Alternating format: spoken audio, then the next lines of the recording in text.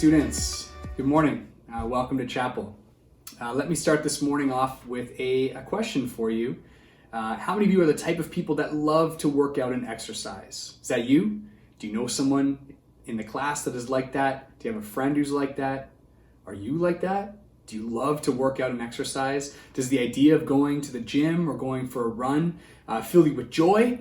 Or on the flip side, does it fill you with dread? Now, I know this might surprise you based on my toned physique, but I actually fall into the latter category.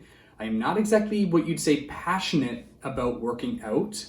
I work out every day, or I try, but every day I have to convince myself that even though I hate it, it's still good for me. It's good for me. Yes, it's good for me. Of course it is. Some of you took weightlifting last block, right?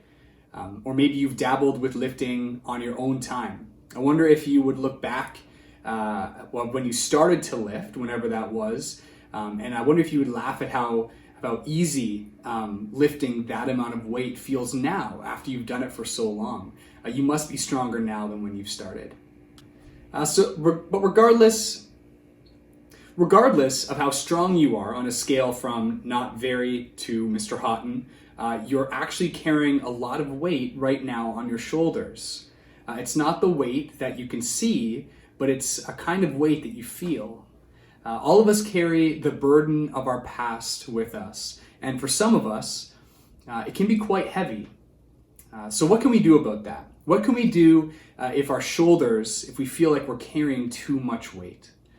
Today, I want to share with you another invitation that Jesus gives. Last time I spoke in chapel, I talked about how Jesus invites us all to come and follow him. It doesn't matter who you are or where you're from, you belong with Jesus. You've been invited to be with Jesus.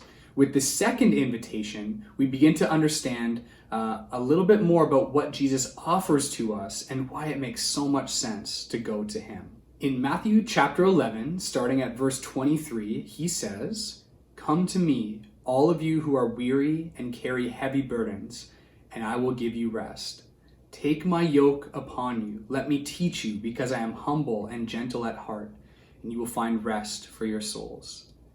For my yoke is easy to bear, and the burden I give you is light." Let's go through this passage and see what Jesus is saying.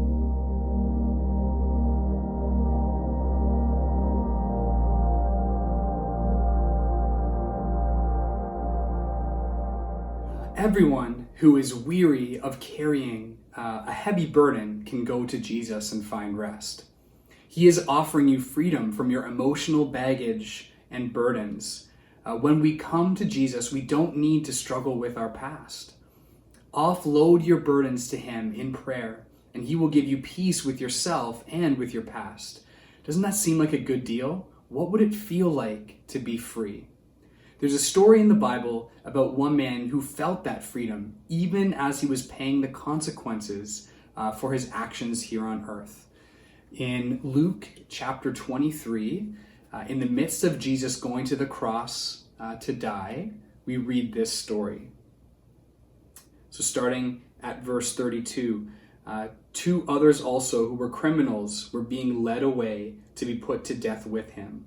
When they came to the place called the Skull, there they crucified him and the criminals, one on the right and the other on the left. Then a little bit farther down in verse 39, it says, "One of the criminals who were hanged there was hurling abuse at him, saying, 'Are you not the Christ? Save yourself and us.' But the other answered, and rebuking him, said, 'Do you not even fear God, since you are under the same sentence and condemnation? And we indeed are suffering justly, for we are receiving what we deserve for our deeds, but this man has done nothing wrong.' And he was saying, 'Jesus, remember me when you come into your kingdom.' And he said to him, 'Truly I say to you, today you shall be with me in paradise.'" Today you shall be with me in paradise. And just like that, the man was free. In an instant, what he had done, the mistakes he made in the past, they didn't matter anymore. He came to Jesus, and the burden of his bad choices and his destructive past melted off his shoulders. He was free and was invited to be in paradise with Jesus. It wasn't until the last minutes of his life that he found rest, but he found it even as he dealt with the pain of dying for what he had done. Don't wait until the end to seek out rest. You can find your freedom now in Jesus.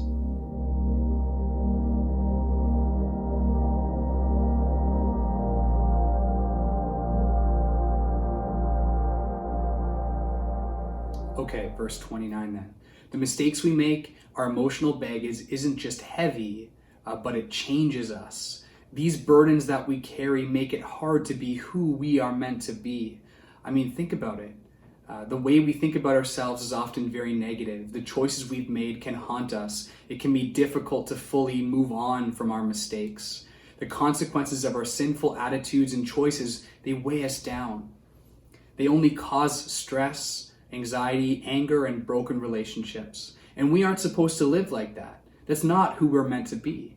Jesus says, come to me and let me teach you about who you are and about how you are supposed to live.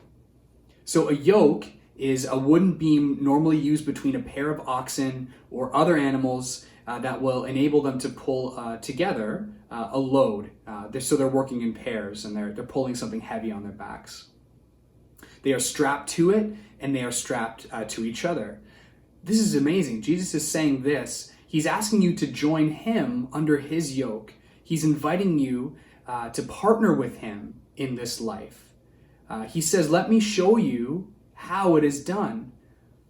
He's saying when you're partnered with me, you'll see the way that you can be living. He wants to teach you to be humble and gentle in heart. The opposite of humility then is pride. And as they say, our pride is the root of all evil that we create. Pride is the path of sin and destruction because it is us turning our backs on God. Our pride has caused the relationship between us and God to fracture. Jesus is saying, let me show you how to fix it. Let me show you how to heal your relationships with God and others. He wants to teach us how to do that. Our burdens are heavier if we carry them alone. And pride leads us to places where we are very, very much alone. Jesus wants to teach you and show you how to live in a community, able to carry each other's burdens. He wants to demonstrate that. A friend of mine is a builder, and he helped me build this deck that's behind me. My friend Brad has always been strong and was always the kind of guy who was strong even without trying to be strong. No one really know how he did it, but he was strong even before he started framing houses.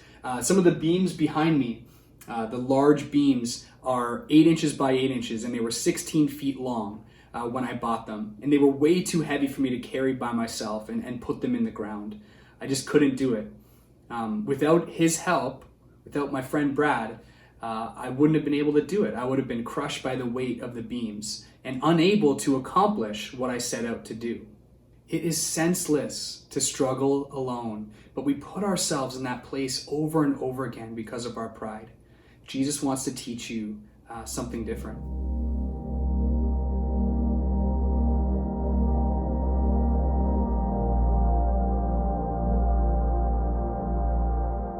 Jesus ends by saying that his yoke is easy to bear and his burden is light.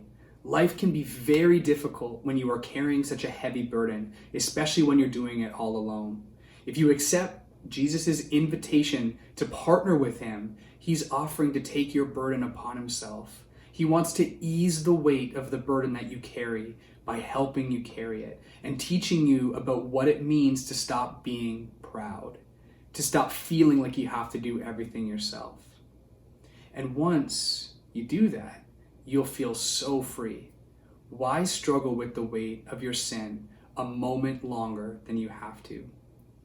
My prayer for you is that you find rest in 2021.